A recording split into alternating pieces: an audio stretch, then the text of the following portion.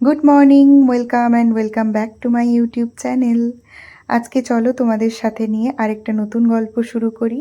আজকে শাড়ি পরিনি, দেশের বাড়ি যাব, তাই জন্য এই ড্রেসটা চুজ করেছি আজকের দিনের জন্য। আর তোমরা যারা আমার ভিডিও দেখো তারা জানোই আমি শাড়ি পরতে ভীষণ ভালোবাসি, কিন্তু গ্রামের বাড়ি যাব, এদিক ওদিক ছুটে বেড়াবো, তাই আজকের জন্য এই ড্রেসটাই চুজ করলাম। সকাল সকাল মা ব্রেকফাস্টে অনেক কিছু রেডি করে দিয়েছিল। তারপর মায়ের হাতের একটা গরম চা সকালে না পেলে আমার একদমই হবে না। আর ভাইয়ের স্কুটিটা হওয়ার জন্য আমাদের এই একটা সুবিধে হয়েছে, বাবার বাইকে করে ও গেল আর ভাইয়ের স্কুটিতে করে আমি। ভাই স্কুটিটা কিন্তু বেশ ভালোই চালাচ্ছে, রিসেন্ট একদমই নতুন হাত, কিন্তু খুব ভালো চালাচ্ছে।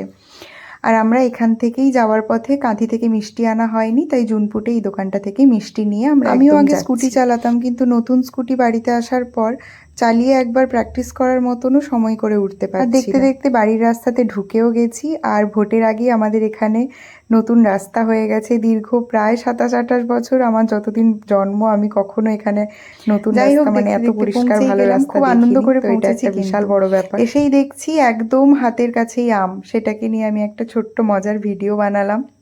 তারপরে দেখি পোকেন দেশি চিকেন নিয়ে এসেছে, তো সেটা বড় পিসি, আমাদের সব থেকে বড় পিসি, ও মাটির উনুনে দেশি চিকেন কষা কষা করে রান্না করছে, আর ওদিকে হচ্ছে দই কাতলা।